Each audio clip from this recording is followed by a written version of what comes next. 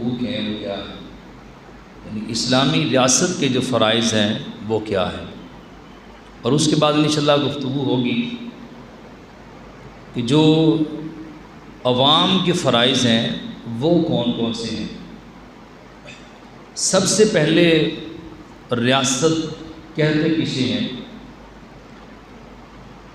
اس کا لفظی معنی یہ ہے کہ ریاست کے لیے انگریزی میں اسٹیٹ کا لفظ ہے وہ بولا جاتا ہے، جس کا مطلب ہے حاکم یا سردار، اور اس کا اصطلاحی معنی یہ ہے کہ ریاست اس منظم ادارے کو کہتے ہیں کہ جو کسی ملک کے اجتماعی معاملات کو باقاعدہ چلانے کے لیے وجود میں آتا ہے، اسے ریاست کہتے ہیں۔ یہ اصطلاحی معنی ہے، اور اس خطہ زمین کو بھی ریاست کہتے ہیں جہاں لوگ اپنے خاص نظام حکومت اور قانون کے ساتھ جو ہے وہ زندگی بسر کرتے ہیں۔ اسلامی ریاست کسے کہتے ہیں؟ اسلامی ریاست اس ریاست کو کہتے ہیں کہ جہاں کے لوگ مسلمان ہوں اور وہ اپنی ریاست میں اسلامی قوانین نافذ کریں اور اسلامی قانون کے مطابق ہی زندگی بسر کریں، اسے اسلامی ریاست کہتے ہیں۔ اور اسلامی ریاست کے جو جملہ قوانین ہیں وہ قرآن و سنت کے مطابق ہوں، قرآن و سنت کے مطابق خلاف نہ ہوں، اور جو قرآن و سنت کے موافق مطابق ہوں اسے اسلامی ریاست کہا جاتا ہے۔ اسلامی ریاست میں اقتدار اعلیٰ کی جو مالک ہے وہ صرف اللہ کی ذات ہے، حقیقی معنوں میں مالک وہی ہے۔ وہاں کی جو حکومت ہے وہ دراصل وہ خلافت یعنی نیابت کے اصول پر وہ قائم ہوتی ہے، جس کی روح سے حکمران اپنے اختیارات امانت کے طور پہ استعمال کرتے ہیں، یعنی ان کی اپنی کوئی ذاتی ملکیت نہیں ہوتی، اور نہ ہی وہ اپنے آپ کو خوش کرنے کے لیے اور نہ ہی اپنی ذات کو خوش کرنے کے لیے اپنی منمانی کے طور پہ اسے استعمال نہیں کر سکتے۔ کوئی بھی اگر ملک کا وزیر اعظم ہے، وزیر اعلیٰ ہے اور کسی بھی عہدے پر وہ فائز ہے، وہ امانت کے طور پہ اس کے پاس عہدہ ہوتا ہے۔ اگر وہ اس کے اندر ڈنڈی مارتا ہے تو وہ اللہ رب العزت کی بارگاہ میں جواب دہ ہو، یہ امانت ہوتی ہے، اور کوئی بھی کام اپنی مرضی سے نہیں کر سکتا۔ کسی کو سزا دینی ہے تو محض صرف اس لیے کہ کیا شریعت کے مطابق اس کی سزا بنتی ہے یا نہیں بنتی، تو تب اس کو سزا دے سکتا ہے۔ اگر شریعت کے مطابق سزا نہیں بنتی، وہ کہے کہ جی جناب جی میری اس کے ساتھ دشمنی ہے، تو یہ امانت کے اندر خیانت ہے، اور یہ اللہ رب العزت کی بارگاہ میں وہ شخص جو ہے وہ مجرم ہے، اور اس کا جرم کا حساب جو ہے وہ اسے دنیا کے اندر بھی دینا پڑے گا اور آخرت کے اندر بھی وہ دے گا۔ ریاست کے جو عناصر ترکیبی ہیں وہ کون کون سے ہیں؟ اس میں علماء نے لکھا ہے کہ اس کے لیے آبادی کا ہونا ضروری ہے، کہ جہاں لوگ آباد ہوں اس میں آبادی کا ہونا، لوگ رہتے ہوں، اور اس کے بعد علاقہ ہوگا تو لوگ وہاں پہ آباد ہوں گے، اور اس کے بعد اس کے اندر حکومت ہو، ایک منظم ادارہ ہو جو اس کو چلانے والا ہو، اور اقتدار اعلیٰ یعنی ایسے جامع وہاں پہ نظام ہو جو اس کو لے کر چلنے والا ہو، لوگ اپنی اپنی مرضی نہ کریں۔ اس کے بعد اسلامی ریاست کی جو ضرور و اہمیت ہے، اس کی ضروریت ہے، اہمیت ہے، وہ کیا ہے؟ اسلام ایک مکمل ضابطہ حیات ہے، کسی چیز کی کمی ہے ہی نہیں اس میں۔ اللہ تعالیٰ نے قرآن پاک کے اندر بھی ارشاد فرمایا، اور کریم آقا صلی اللہ تعالیٰ علیہ وآلہ وسلم بھی ہمیں دین دے کر گئے، اور یہ دین ایسا ہے جس کے اندر رات ہے ہی نہیں، اندھیرا ہے ہی نہیں۔ یہ دین ایسا ہے کہ جس کے اندر کسی بات کی بھی کمی نہیں ہے، کسی بات کی کمی نہیں ہے کہ کہو کہ جی اسلام نے اس چیز کو ادھورا چھوڑ دیا۔ آپ جس اینگل سے بھی اسلام کو دیکھیں گے اور جس مقام پر بھی کھڑے ہو کے رہنمائی لیں گے، اسلام وہاں پہ آپ کو رہنمائی دیتا ہوا نظر آتا ہے۔ اور اس کی خصوصیت بھی یہ ہے کہ یہ چاہتا ہے اسلام کے مسلمانوں کے اندر عملاً یہ کام ہونا چاہیے اور عمل کرنا چاہیے مسلمانوں کو، اس لیے، اور اسلام بھی یہی چاہتا ہے کہ اسلامی ریاست جو ہے وہ قائم ہو۔ سب سے پہلا کہ اسلامی قوانین کا جو نفاذ ہے، یہ اس کی ضرورت ہے۔ اسلامی قوانین کا نفاذ ہونا چاہیے۔ اسلام کے اپنے قوانین ہیں جو اسلام نے ہمیں عطا فرمائے ہیں، قرآن پاک کے اندر بھی موجود ہیں۔ اس کے بعد ہے اشاعت دین، دین کی اشاعت کرنا، ہدی للناس، یہ سب کے لیے حکم ہے اور یہ سب کے لیے کوشش کرنی چاہیے۔ آقا دو عالم صلی اللہ تعالیٰ علیہ وآلہ وسلم نے اس قدر محنت مشقت کی کہ اس کے بدلے میں لوگوں نے آپ کو باتیں بھی کی، آپ کو تانے بھی دی، آپ کو پتھر بھی مارے، اوباش لڑکے بھی آپ کے پیچھے لگائے، لیکن اس کے باوجود آپ بار بار کوشش کر رہے ہیں کہ یہ جو لوگ ہیں یہ جہنم میں نہ جائیں بلکہ یہ جنت میں جائیں۔ اللہ اکبر، اس انداز میں، اور اللہ رب العزت کی بارگاہ میں بار بار گڑ گڑا کے وہ دعا بھی فرماتے ہیں۔ اس کے بعد ہے غلبہ دین حق، یہ جو دین ہے یہ سارے ادیان پہ غالب آ جائے، اور منشا خدا بندی بھی یہی ہے، والذی ارسل رسولہ بالہدی ودین الحق لیظہرہ علی الدین کلہ۔ اللہ بھی یہی چاہتا ہے کہ اسلام سارے ادیان پہ غالب ہو جائے، اس کے لیے ہر بندے کی ذمہ داری وہ اپنا اپنا کام کرے۔ اس کے بعد ہے عدل و انصاف، اس کے بعد ہے ظلم کا خاتمہ، یہ بھی ہونا چاہیے، اور اس کے بعد ہے تحفظ دین۔ اس وقت دیکھیں لبرل قسم کے لوگ ہیں، شیطانی اور طاغوتی قوتیں جو اسلام کو مٹانے کی کوشش کر رہی ہیں، لیکن اس کی ضرورت و اہمیت ہے کہ اگر یہ چیز ہوگی تو یہ دنیا قائم رہے گی، اگر یہ نہیں ہوگی تو دنیا ختم ہو جائے گی۔ اس کے بعد ہے ترقی اور خوشحالی۔ اسلام جہاں پہ روحانی ترقی دیتا ہے اور اس کا حائل ہے، وہاں پہ اسلام جو ہے مادی ترقی جو ہے اس کا بھی قائل ہے اور اس کی تربیت بھی دیتا ہے کہ جہاں پہ معاشی اور معاشرتی طاقت قوت ہوگی تو اس کے اندر یہ تمہارے درجات ہیں وہ بلند ہوں گے۔ اب اسلامی ریاست کے جو فرائض ہیں وہ کون کون سے ہیں؟ آپ نے اسلامی ریاست کی تعریف سنی کہ اسلامی ریاست کا کیا ہوتی ہے، جس میں مسلمان بستے ہیں اور اس میں اسلامی جو قوانین ہیں وہ قرآن و حدیث کے مطابق جو ہیں وہی اس کے اندر نافذ ہوں، اسے اسلامی ریاست کہا جاتا ہے۔ اب اسلامی ریاست کی ذمہ داری کیا ہے؟ سب سے پہلی ذمہ داری ہے کہ جان و مال، عزت و آبرو کا تحفظ کرنا، یہ اسلامی ریاست کی ذمہ داری ہے۔ جو عہدے دوران ہیں وہ وزیر اعظم ہیں، وزیر اعلیٰ ہے، جتنے بھی وزراء ہیں، اس کے علاوہ جتنے بھی شعبہ جات ہیں، وہ سارے کے سارے ان کی ذمہ داری ہے کہ ایک تو وہ خود ان کی عزتوں کی، مال کی اور آبرو کی حفاظت کریں، وہاں پر ان کی ذمہ داری ہے کہ دوسروں کو بھی روکیں کہ جو کسی کی عزت پہ حملہ کرتا ہے، کسی کی جان پہ حملہ کرتا ہے، کسی کے مال پہ حملہ کرتا ہے۔ نبی کریم صلی اللہ تعالیٰ علیہ وآلہ وسلم نے فرمایا ان دماءکم و اموالکم و اعراضکم علیکم حرام، بے شک تمہارے خون اور تمہارے اموال اور تمہاری عزتیں یہ تمہارے اوپر حرام ہیں۔ اب یہ ذمہ داری اگر پوری نہیں کریں گے، وہ پہلے میں نے عرض کیا کہ جس کے پاس بھی جو عہدہ ہے وہ امانت ہے اس کے پاس، اگر اس امانت کے اندر وہ خیانت کرتا ہے تو وہ عند اللہ وہ مجرم ہے۔ اور قیامت والے دن اللہ رب العزت جتنے بھی اس کائنات کے اندر بادشاہ آئے اور قیامت تک آئیں گے، اللہ تعالیٰ سب کو علیحدہ اکٹھا کرے گا، ایک صف میں کھڑا کرے گا۔ آقا دو عالم صلی اللہ تعالیٰ علیہ وآلہ وسلم فرماتے ہیں اللہ ان سے فرمائے گا بتاؤ میں نے تمہیں بادشاہت، طاقت، قوت عطا فرمائی تھی، اب یہ بتاؤ کہ میرے لیے کیا کیا ہے۔ وہ بادشاہت میں نے اس لیے دی تھی تاکہ تم میری اطاعت پہ لوگوں کو مجبور کرو کہ میری اطاعت کریں، لوگوں کو نیکی کا حکم دو، اور جو نافرمانی کرتے ہیں ان کو روکو، اس بات سے، برائی سے روکو، یہ مقصد تھا تمہارا۔ اور اس لیے میں نے تمہیں یہ عہدہ دیا تھا تاکہ جو میرے پیارے ہیں ان کو عزت دو، ان کو پروٹوکول دو، ان کو مقام اور شرف دو، اور جو میرے دشمن ہیں ان کو تم ذل و رسوا کرو۔ اس کے بارے میں تم نے کیا کیا ہے؟ اب جنہوں نے صحیح معنوں میں اس کے اوپر کام کیا ہوگا اللہ ان کو وہاں پہ عزت و آبرو عطا فرمائے گا، بلندی عطا فرمائے گا۔ جہاں پر جو خوش نصیب ہیں کہ جو اللہ رب العزت کے رحمت کے سائے تلے کھڑے ہوں گے قیامت والے دن، کچھ ایسے لوگ ہوں گے جو ایڑیوں تک پسینے میں ڈوبے ہوں گے، کچھ گھٹنوں تک ڈوبے ہوں گے، کچھ سینہ تک ڈوبے ہوں گے، اور کچھ ایسے ہوں گے جو وہاں پہ غوطے کھا رہے ہوں گے اپنے گناہوں کے پسینے میں، یہ حضور کا فرمان۔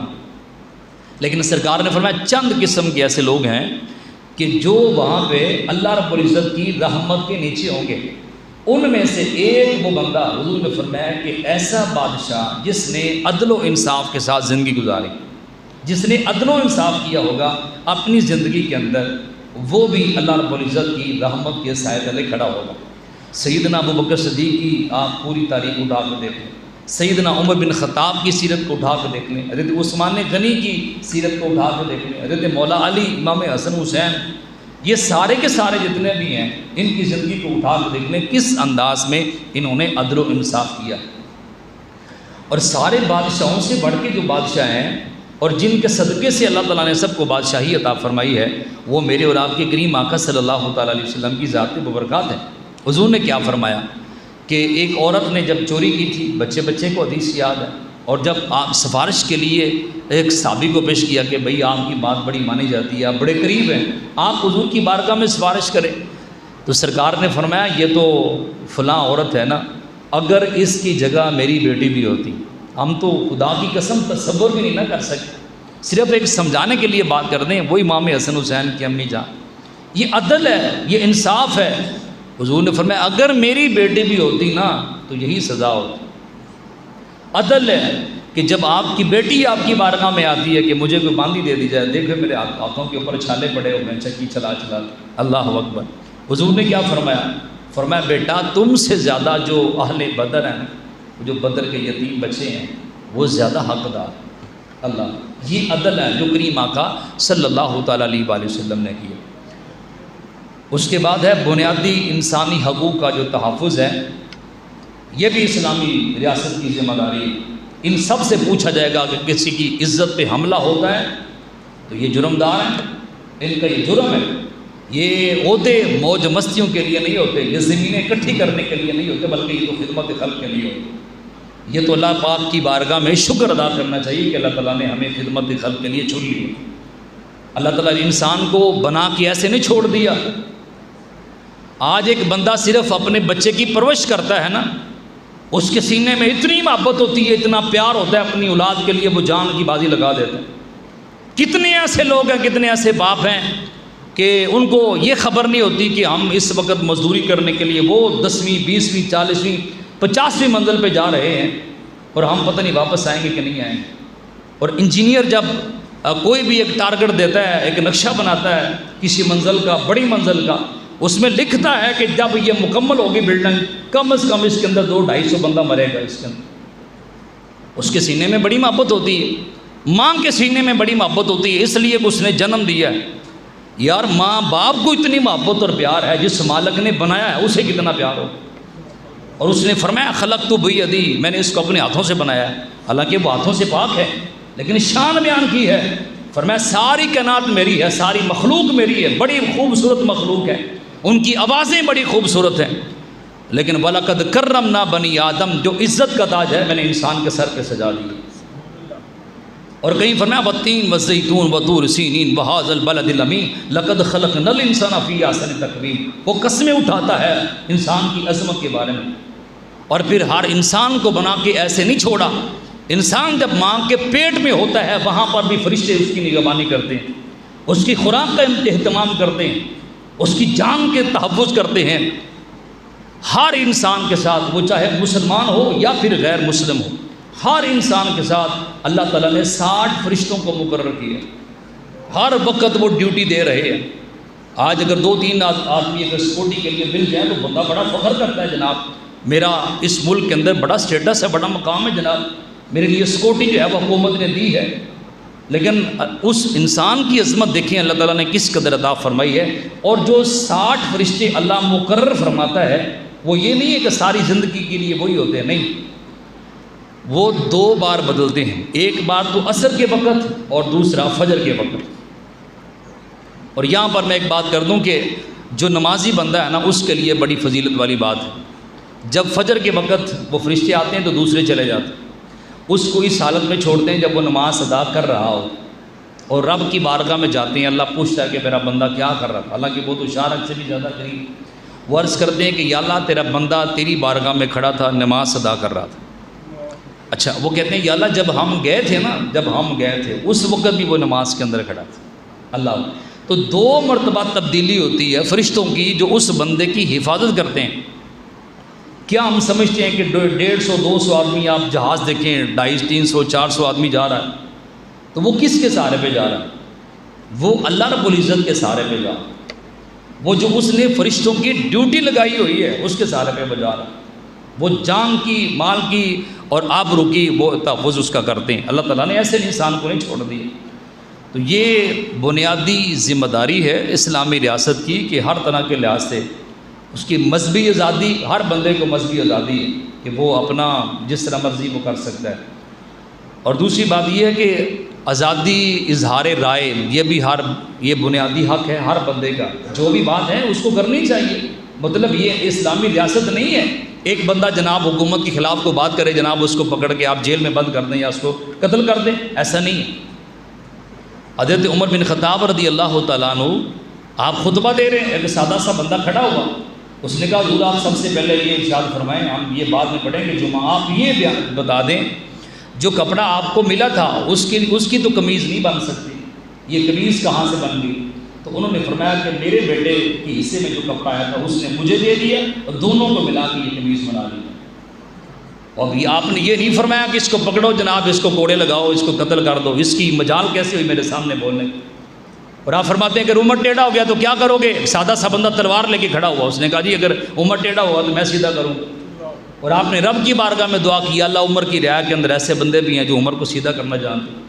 سیدنا ابو بکر صدیق نے پہلا خطبہ آپ نے ارشاد فرمایا میری اطاعت اس وقت تک کرنی ہے جب میں سیدھا صراط مستقیم پہ چلتا رہوں، اگر میں ٹیڑھا ہو جاؤں تو تمہاری مہربانی ہے مجھے سیدھا کر دیں۔ سیدنا ابو بکر صدیق کسی عام بندے کا نام نہیں، وہ ہیں جن کی تربیت مصطفیٰ کریم صلی اللہ تعالیٰ علیہ وسلم نے کی ہے۔ اب یہ اسلامی ریاست کے اندر یہ حق ہے، اسلامی ریاست کی ذمہ داری ہے کہ قصبے معاش کے لحاظ سے بھی یہ خیال رکھا جائے، اور اس کے بعد معاشی معاشرتی یہ سب کا خیال رکھا جائے، جس طرح ایک اچھا اور مہذب جو طریقہ ہے وہ ان کے ساتھ ہونا چاہیے۔ اس کے بعد شرعی قوانین کا جو نفاذ ہے یہ ہونا چاہیے۔ اسلام جو ہے یہ مکمل حیات اپنا ضابطہ حیات رکھتا ہے اپنے اندر، اور جتنے بھی زندگی کے ہمارے شعبے ہیں کوئی بندہ یہ دعویٰ نہیں کر سکتا کہ جناب اس مقام پہ اسلام نے ہماری رہنمائی نہیں کی۔ اسلام نے تو یہاں تک کہا ہے کہ اگر آپ بیت الخلاء میں جاتے ہیں تو کس انداز میں جائیں گے، یعنی جب آپ واش روم میں غسل خانے میں جائیں گے تو پہلے بایاں پاؤں رکھیں گے اور اس سے پہلے دعا پڑھیں گے اللہم انی اعوذ بک من الخبث والخبائث۔ اسلام نے تو یہاں تک کہا ہے جب آپ باہر آئیں گے تو دعا پڑھیں گے، دایاں پاؤں باہر رکھیں گے پہلے، جب مسجد میں داخل ہوں گے تو پہلے دایاں پاؤں رکھیں گے، جب باہر جائیں گے تو بایاں پاؤں رکھیں گے۔ اسلام نے یہاں تک رہنمائی فرمائی۔ اسلام تو یہاں تک بھی کہتا ہے کہ تم نے اپنی بیوی کے پاس کس طرح جانا ہے، یہاں تک رہنمائی فرمائی۔ کوئی ایسی بات اسلام نے چھوڑی ہی نہیں ہے کہ جو بندہ کو دعویٰ کرے کہ جی اس جگہ پہ تو مجھے اسلام کی کوئی بات ملتی نہیں۔ سب کچھ جو ہے وہ کھول کھول کے اسلام نے بیان کر دی ہے۔ قانون شہادت اسلام کا اپنا ہے، قانون عدالت اپنا ہے، اور اسی طرح قانون مشیت یہ اسلام کا اپنا ہے، اور اسی طرح تعزیرات اور حدود یہ اسلام کی اپنی ہے۔ جو بندہ کی غلطی کرتا ہے، حدود کی پامالی کرتا ہے، کوئی جرم کرتا ہے، اسلام کے اندر سزائیں اس کی وہ بالکل وہ نافذ ہیں کہ اس بندے کے جرم یہ کیا ہے اس کو یہ سزا دی جائے۔ اس کے بعد ہے اشاعت دین۔ اسلامی ریاست کی سب سے بڑی ذمہ داری یہ ہے کہ اسلام کو سب سے زیادہ پھیلایا جائے۔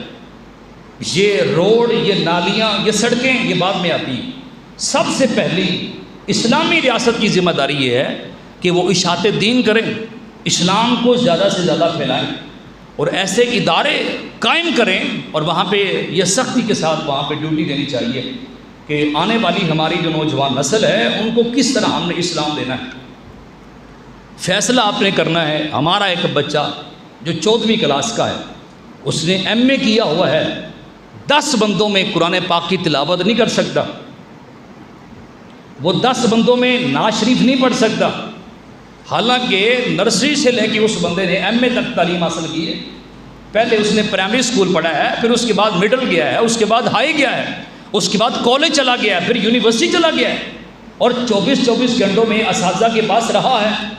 لیکن ایک بچہ ایم اے اس نے کیا ہے، اسے یہ نہیں پتا غسل کے فرائض کیا ہیں، میرے معاشرے کے جو نوجوان ہیں جو کالج یونیورسٹی کے اندر پڑھنے والے ہیں ان کی شادیاں ہو چکی ہیں، اللہ ماشاء اللہ چند ایسے ہیں جن کو پتہ ہے۔ آپ ان کو کھڑا کر کے پوچھ لیں کہ بیٹا بتاؤ آپ کی شادی ہوئی ہے، ماشاء اللہ 2-4 بچے ہیں، یہ بتا دو کہ غسل فرض کب ہوتا ہے؟ اس کی یہ نہیں پتہ ہوگا کہ غسل فرض کب ہوتا ہے، اور غسل ہم نے کیسے کرنا ہے، کپڑا ناپاک ہو جائے تو کیسے کرنا ہے۔ یہ اسلامی ریاست کی ذمہ داری ہے۔ لیکن یہاں پہ دعوے جو ہے وہ ریاست مدینہ کے ہیں، لیکن جو علماء ہیں جو دین کا نام لینے والے ہیں ان پہ ظلم و تشدد کیا جا رہا ہے، لیکن جو دشمنان اسلام ہیں ان کو پروٹوکول اور عزت دی جا رہی ہے۔ تو اس لیے کہنے کا مطلب یہی ہے، صرف کامیاب وہی بندہ ہوگا جو اللہ اور اس کے رسول کے فرامین پہ عمل کرے گا۔ اشاعت دین یہ ضروری ہے، اور اللہ رب العزت نے سورۃ الحج کے اندر یہ فرمایا، یہ موج مستیاں عیاشیاں کرنے کے لیے عہدے نہیں ملتے، اور نہ ہی اسلام اس کے لیے دیتا ہے کہ جناب جب آپ اس عہدے پہ آ جائیں 2-4 گاڑیاں آگے رکھیں 2-4 پیچھے رکھیں اپنی مرضیاں کریں، اس لیے نہیں ہے۔ قرآن نے فرمایا اعوذ باللہ من الشیطان الرجیم بسم اللہ الرحمن الرحیم، یہ سورۃ الحج ہے۔ فرمایا الذین ان مکناہم فی الارض اقاموا الصلاۃ وآتوا الزکاۃ وامرهم بالمعروف ونہوا عن المنکر، اگر ہم انہیں زمین میں اقتدار اور غلبہ دیں گے، وہ کس لیے؟ فرمایا کہ وہ نماز قائم کریں، زکوٰۃ ادا کریں، اور فرمایا نیکی کی ہدایت کریں اور برائی سے منع کریں۔ سب سے پہلے وزیر اعظم صاحب کی ذمہ داری ہے، وزیر اعلیٰ صاحب کی ذمہ داری ہے، SHO DSP کی ذمہ داری ہے، جو بڑے عہدے پر فائز ہیں ان کی ذمہ داری ہے۔ سب سے پہلے وہ خود نماز قائم کریں، وہ خود نماز قائم کریں گے، ان کو لذت آئے گی کہ نماز کیا ہوتی ہے، پھر ہی وہ دوسروں کو بتائیں گے کہ نماز کی ادائیگی کرنی۔ آتوا الزکاۃ، زکوٰۃ بھی ادا کرنی ہے، اور اس کے بعد نیکی کا حکم دینا ہے اور برائی سے منع کرنا ہے۔ ان کے پاس ڈنڈا ہوتا ہے، ان کے پاس پاور اور طاقت ہوتی ہے کہ یہ برائی کو روک سکتے ہیں اور نیکی کی تلقین کر سکتے ہیں۔ اگر اس وقت حکومت اعلان کر دے خبردار نماز کے وقت کوئی دکان کھلی نہیں رہے گی، کوئی کھولے گا؟ نہیں کھولے گا۔ اگر کرونا آیا تو اس کی وجہ سے دکانیں بند ہو سکتی ہیں، نماز کے لیے بند نہیں ہو سکتی۔ یہ ذمہ داری ہے اسلامی ریاست کے اندر کہ وہ اگر ایک بندے خوشی سے پڑھتے ہیں، جو نہیں پڑھتے، اسلامی ریاست کی ذمہ داری ہے وہ سختی کے ساتھ جو ہے وہ لوگوں کو اس طرف لے کے آئیں۔ لیکن اب کیا ہوتا ہے اس کی طرف توجہ نہیں۔ جو سب سے زیادہ بے حیائی پھیلاتا ہے اس ملک کے اندر اسے زیادہ پروٹوکول اور عزت دی جاتی۔ حال ہی کے اندر ایک واقعہ آیا جو سوشل میڈیا کے اوپر بھی اس وقت جاری ہے اور جناب میڈیا کے اوپر بھی جاری ہے۔ ایک لڑکی مینار پاکستان جاتی ہے، وہاں جی 400 آدمیوں نے بڑی اس کی عزت لوٹ لی، اور اینکر جو سارا دن بے حیائی پھیلاتے ہیں سبب یہی بنتے ہیں میڈیا پر بیٹھ کر بے حیائی پھیلانے کا۔ اقرار الحسن وہ کیا کہتا ہے؟ بھئی خوش نصیبی ہے میرے لیے کہ اللہ نے مجھے بیٹی نہیں دی۔ شرم اور حیا نہیں ہے اس بندے کو یہ بات کرتے ہوئے؟ یہ دل دکھتا ہے اگر کوئی بندہ بات نہیں کرتا وہ بھی بے حیا ہے، اس لیے اگر اس کو کوئی بات کرے اسے بڑا غصہ آ جاتا ہے، لیکن جب وہ دین کے لیے بات کرے دین کے خلاف اسے غصہ نہیں آتا، اور اپنی ایمان کی فکر کرے۔ میرے کریم آقا صلی اللہ تعالیٰ علیہ وآلہ وسلم کو اللہ رب العزت نے پوری کائنات کی جو سب سے زیادہ اچھی چیزیں تھیں وہ اللہ نے اپنے محبوب کو عطا فرمائی۔ اللہ نے اپنے محبوب کو 4 بیٹیاں عطا فرمائیں، اور جب ایک طرف پوری دنیا کہہ رہی تھی کہ بیٹی جب پیدا ہوتی ہے، قرآن نے کہا وَإِذَا بُشِّرَ أَحَدُهُم بِالْأُنثىٰ ظَلَّ وَجْهُهُ مُسْوَدًّا وَهُوَ كَظِيمٌ۔ آج میں اور آپ اپنی بیٹیوں سے پیار کرتے ہیں، یہ بڑی بات نہیں، ہر بندہ ہی بیٹیوں سے پیار کرتا ہے۔ یہ صدقہ مصطفیٰ کریم صلی اللہ تعالیٰ علیہ وسلم کا یہ صدقہ ہے۔ قرآن کہتا ہے جب ان سے کہا جاتا کہ تمہاری بیٹی پیدا ہوئی ہے، ان کے چہرے کالے ہو جاتے، سیاہ ہو جاتے۔ سیاہ ہونے سے مراد یہ کہ مرجھا جاتے، پریشانی ہو جاتی، لوگ کیا کہیں گے، میں بیٹی کا باپ ہوں۔ کچھ زندہ درگور کر دیتے، کچھ جلا دیتے اپنے ہاتھوں سے۔ ایک وہ واقعہ جو مصطفیٰ کریم صلی اللہ تعالیٰ علیہ وسلم کے سامنے بیان کیا گیا، ایک بندہ گڑھا کھودتا ہے، بیٹی کو گھر سے لے کے جاتا ہے، جب اسے پسینہ آتا ہے تو بیٹی اپنی آنچل سے صاف کرتی ہے اس کا پسینہ۔ بابا جی کیا کر رہے ہو؟ گڑھا کھودا، اسی بچے کو پکڑ کے نیچے پھینک دیا اور اوپر مٹی ڈال دی، ہائے بابا اس طرح کی آوازیں لگا دی، اس کو مار دیا گیا۔ حضور نے اس وقت فرمایا تھا، فرمایا فاطمہ میرے جگر کا ٹکڑا ہے۔ اس وقت سرکار نے فرمایا فاطمہ میرے جگر کا ٹکڑا ہے۔ اور وہ خوش نصیب ہے خدا کی قسم جن کو اللہ نے بیٹیاں عطا فرمائی، اور ہم اپنی قسمت پہ ناز کرتے ہیں کہ ہم بیٹیوں کے باپ ہیں۔ آج پوری دنیا میں جو سید ہیں وہ سیدہ زہرا پاک کی نسبت کی وجہ سے اللہ نے مصطفیٰ کی بیٹی سے سارا سلسلہ نسب چلایا۔ ایک برائی کو خود مطلب پروموٹ کرنا، یہ جس چینل پہ بیٹھ کے یہ کام کرتا ہے، کیا اس چینل پہ فہد مصطفیٰ جیتو پاکستان کے نام سے نہیں چلاتا؟ اس میں لڑکیاں آتی نہیں، اس میں بابے نہیں آتے، وہ بے حیا بابے جن کے بارے میں محمد بخش نے فرمایا تھا ہڈیاں کمبڑ گوڈے کھڑکن اٹھ گیا لک تیرا، اجے بھی بدیوں باز نہیں آیا جیو مرد دلیرا۔ وہ کیا کہتا ہے جی ڈانس کرو تمہیں بائک ملے گی، سفید داڑیوں والے بابے وہاں ڈانس کرتے ہیں صرف بائک کی خاطر، موٹر سائیکل کی خاطر۔ یہ بے حیائی نہیں تو اور کیا ہے؟ وہ وہاں کھڑے ہو کہتا ہے جی مجھے لڑکیاں چاہیے، وہ نوجوان بچیاں آتی ہیں موٹر سائیکل کے پیچھے بٹھا لیتا ہے وہ، اور پھر شریعام وہ میڈیا پہ چل رہا ہے، کون کون آواز اٹھاتا ہے، کون کون بندہ۔ ہم نے تو ان سے بھی گلا شکوہ ہے جو مولوی وہاں پہ بیٹھے ہوئے ہیں حکومت کے ارد گرد، وہ اس بات پہ کیوں نہیں آواز اٹھاتے؟ تو یہ وہ چیزیں ہیں جو بے حیائی کو پروموٹ کرتی ہیں۔ اب وہاں پہ پوری میڈیا پہ کیا کہا جا رہا ہے جناب جی، یہ سارے مرد جناب جی بڑے بے غیرت اور بڑے بے حیا۔ یہاں آپ کو زندگی گزارتے ہوئے کتنی دیر ہو گئی یہاں پہ؟ الحمدللہ ہماری بیٹی کے ساتھ آپ کی بیٹی آپ کی ماں کے ساتھ کبھی ایسا نہیں ہوا۔ ہمیں تو اتنی غیرت ہے ہمارے نوجوانوں کے اندر الحمدللہ، جب کبھی کوئی عورت جا رہی ہو اپنی نگاہوں کو نیچی کر لیتے ہیں۔ کئی بار ایسا ہوا ہے سفر پہ جب اگر کوئی جا رہا ہے موٹر سائیکل پہ، بارش آ جاتی ہے یا کوئی طوفان آ جاتا ہے، اگر کسی مسافر خانے پہ اگر کوئی نوجوان کھڑے ہوئے ہیں، اگر کسی کے ساتھ کوئی فیملی ہے، وہ خود بارش میں ہو جاتے ہیں اور ان کو وہاں پہ وہ حفاظت میں لے لیتے ہیں۔ اس انداز کے اندر الحمدللہ ہمارے نوجوانوں کے اندر یہ بھی غیرت موجود ہے، ہمارے مردوں کے اندر بھی غیرت موجود ہے، لیکن ان بندوں کو لگام ڈالنی چاہیے اپنی اولادوں کو جو اس طرح کا کام کرتے ہیں۔ تو یہ ذمہ داری کس کی ہے؟ یہ ماں باپ کی ذمہ داری ہے۔ اسلامی ریاست